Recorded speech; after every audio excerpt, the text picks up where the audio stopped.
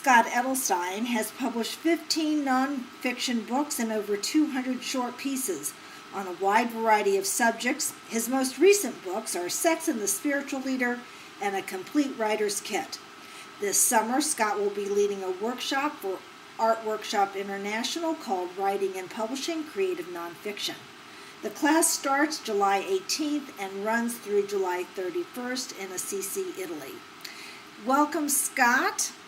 Thank you. And my first question is, if there is one thing that you want people to know about this workshop, what would that be? Well, that would be that this is going to enable you to write what you most want to write in the area of nonfiction. People often think of nonfiction as a kind of a lesser or younger brother or sister to fiction or poetry, but it's not. It requires all the same aesthetics, all the same attention to detail, and can be every bit as rewarding. So that's what I want people to understand, that this is going to be essentially about them, about what they most want to write, and about rolling up their sleeves and diving deeply into those things that concern them. What are you most excited to share with participants in this workshop?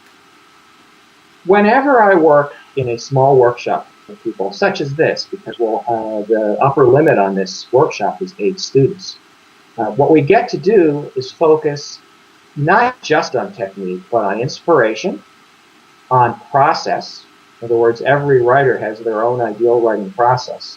So in this workshop, you discover what that process is. You also discover what most inspires you. And then, of course, we also look at technique as well. So it's a combination of all those 3 things. Plus, it's very much hands-on. Because of the nature of the Art Workshops International, we meet for several hours in the morning. And during that time, it's very much like a seminar. But then in the afternoon, you have a chance to either go have fun in Italy or write, same in the evening. And then during the class, we'll have 2 one-on-one sessions. Each student and I will meet for about an hour twice during those 2 weeks. So they get a one-to-one critique, one-to-one guidance in terms of what to do next. And then we also will be looking at how to publish what you write.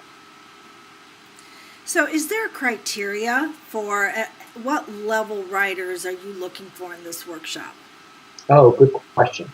The criteria have mostly to do with your own energy and passion. Obviously, I want you to be able to write a good sentence and a decent paragraph.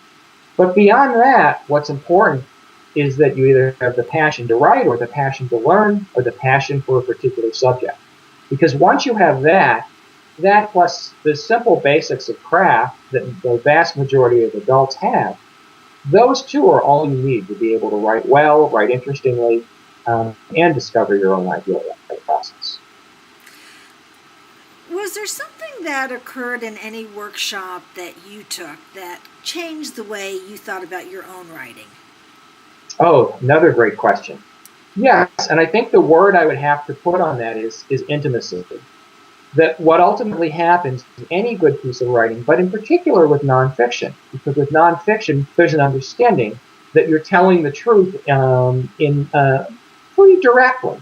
Now, of course, there's all these stylistic variations that are possible.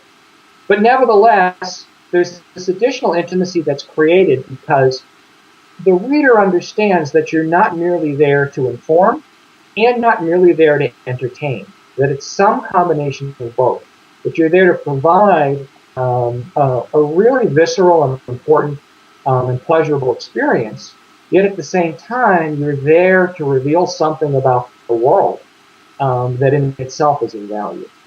And what happens there is this great intimacy between the writer, the reader, and the material.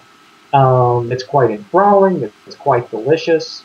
And when I finally understood that it's about that intimacy and that it's all about the reader and not about the writer, that's when everything clicked. And of course, that's what I'm trying to have each student understand and see and feel for themselves. If there were, let's say, 1 to 3 current creative nonfiction writers that you would say to the students, before you come to the workshop, If you really want to get inspired with some magnificent writing, read their work, who would it be?